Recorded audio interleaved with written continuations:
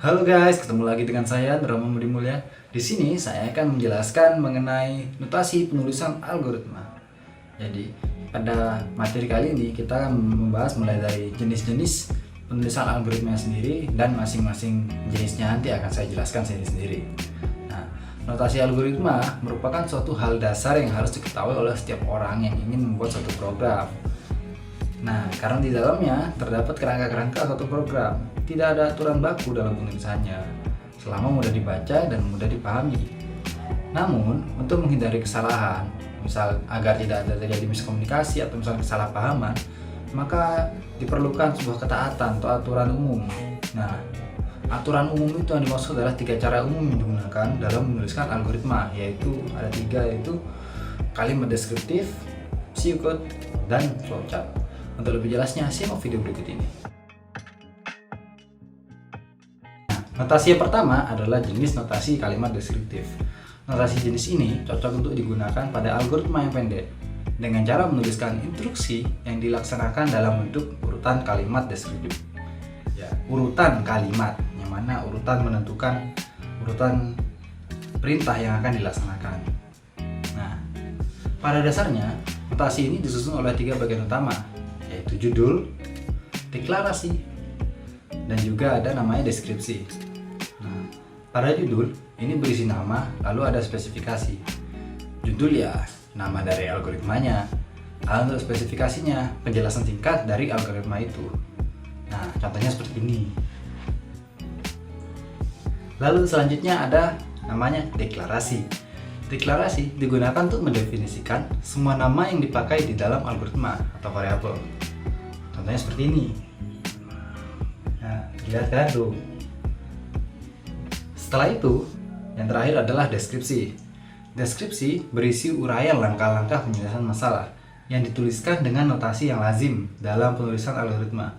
Untuk menentukan urutan penyelesaian masalah, itu bisa ditentukan dengan urutan penulisannya dalam bagian deskripsi ini. Misalkan yang pertama, yang kedua, dan yang ketiga, mereka dilakukan secara berurutan. Yang berarti urutan di sini sangat penting. Ya, seperti ini contohnya nih. Ada yang 1, 2, dan 3, dan seterusnya. Seperti itu. Nah, berikut ini adalah contoh penulisan algoritma menggunakan kalimat deskriptif. Nih. Jadi ini ada judulnya, judul algoritmanya. Lalu ini ada deklarasi. Ini deklarasi variabel. Jadi setelah kita menjelaskan ini algoritma apa, lalu apa saja yang dilakukan oleh algoritma itu, kita akan mendeklarasikan variabel yang akan dipakai di dalamnya. Nah, setelah dideklarasikan, kita akan masuki bagian deskripsi, yang mana kita akan menggunakan variabel-variabel tersebut untuk diproses dengan urutan langkah-langkah di dalamnya. Seperti itu.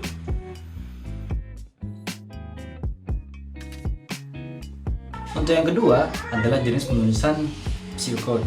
Nah, struktur penulisan pada pseudocode ini hampir sama atau malah bisa dapat dibilang sama juga dengan kalimat deskriptif yang tadi saya jelaskan di awal. Namun, penulisan memiliki penulisan yang menyerupai bahasa pemrograman. Contohnya seperti ini. Nah, di sini kita akan menggunakan bahasa yang lebih tidak manusiawi sih kasarannya, karena kita akan mendekati bahasa program di sini. Yang mana ini cocok untuk digunakan bagi seorang programmer. Nah, untuk mengutarakan pikirannya.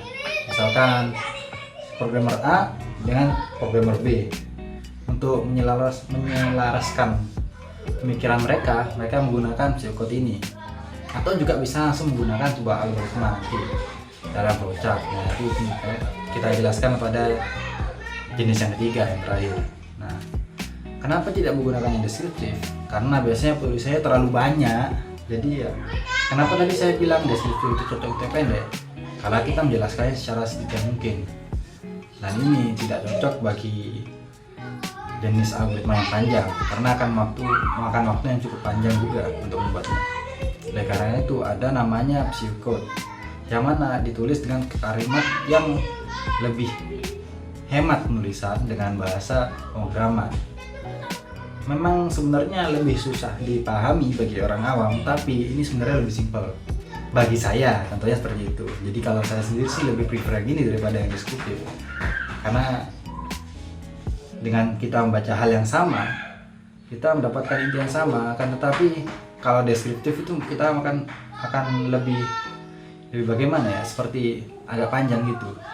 Ya, intinya seperti itulah. Bagi orang awam ini tidak cocok, tapi bagi orang-orang yang sudah paham, maka ini akan lebih membantu daripada yang deskriptif seperti itu.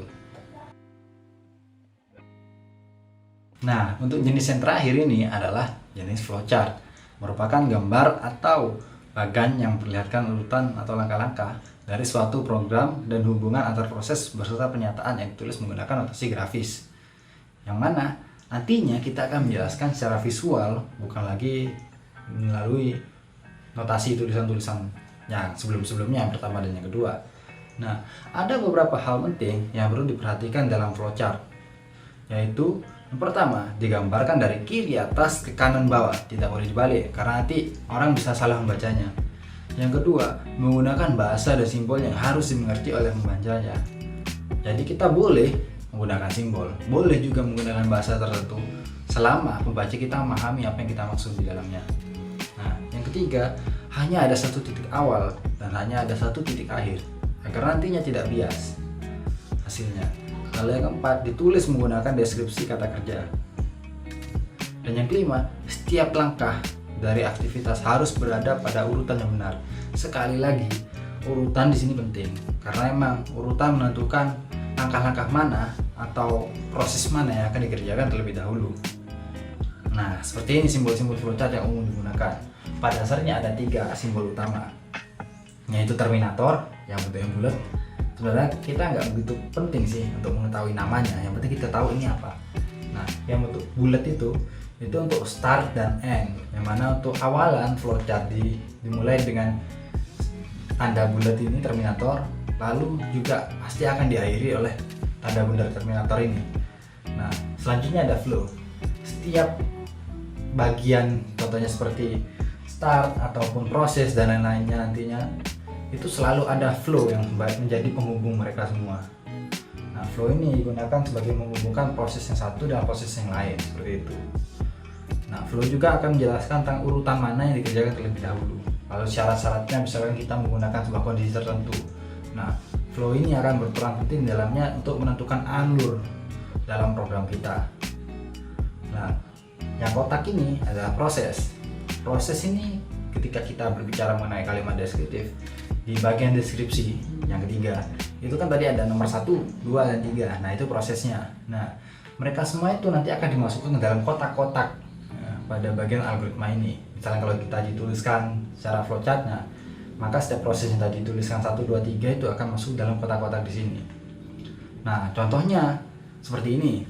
Jadi yang pertama digunakan terminator, start ya. Setelah itu dilanjutkan flow, lalu dilanjutkan lagi maksud saya dilanjutkan proses. Setelah itu flow lagi. Setelah itu ada bentuk genjar-genjar ya kayaknya itu, saya agak lupa.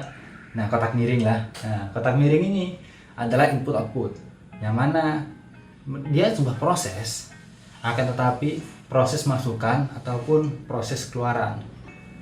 Jadi di situ misalkan kita ada masukkan sebuah data dari luar, maka kita akan menggambarkannya dengan bentuk kotak miring ini. Lalu akan menghasilkan suatu output, misalkan untuk menampilkan sebuah layar, maka kita juga akan menggambarkannya dengan kotak miring ini. Nah, saja satunya input, nah yang barusan tadi yang terakhir itu adalah output, seperti itu. Nah, lalu dilanjutkan flow lagi, dan setelah itu dilanjutkan proses, flow. Nah, ini ada output di sini, setelah itu baru flow dan diakhiri dengan terminator. Nah, seperti itu. Oke teman-teman, sepertinya untuk video logika dan algoritma kali ini hanya akan berakhir sampai di sini saja. Nah, jadi yang dapat disimpulkan di sini adalah sebenarnya ini tidak terlalu penting. Bagian yang pertama dan yang kedua tadi saya sebutkan kalimat deskriptif dengan pseudocode, karena sampai sekarang pun saya tidak pernah menggunakannya. Yang umum digunakan saat ini adalah flowchart, yang mana bahkan untuk orang awam sekalipun dia bisa memahami makna dari algoritma ini tadi. Dan ini jauh lebih mudah daripada menggunakan kalimat deskriptif ataupun bahkan menggunakan pseudocode. Nah, karena menggunakan flowchart kita lebih fokuskan pada visual. Kita akan melihat alurnya secara lebih detail dan kita akan memahami kemana sih tujuan ini akan pergi, program ini akan mau kemana sih, dan apa sih yang sebenarnya akan dilakukan oleh program. Seperti itu. Jadi kita hanya sekedar tahu saja. Yang penting itu adalah flowchart yang nantinya akan terus dipakai. Lalu untuk bentuk dari flowchart sendiri, sebenarnya ada satu lagi yang bagian penting itu, selain dari bagian proses, lalu ada start, terminator tadi, lalu ada flow. Nah ini ada input output yang bentuk genjar-genjar ya kotak miring itu. Lalu ada satu lagi yang itu decision namanya. Itu untuk pilihannya nanti if else seperti itu, misalkan satu kondisi atau bahkan seperti looping. Ada sebuah kondisi yang mana akan menentukan arahnya itu. Jadi kita menggunakan decision, bentuknya itu berlaku tepat. Ya. Gambarnya dapat dilihat di sini. Nah, nanti akan saya jelaskan lebih lanjut pada pertemuan yang akan datang. Oke, terima kasih karena sudah menyempatkan waktunya untuk menonton video ini. Sampai jumpa di lain hari. Ya, dadah.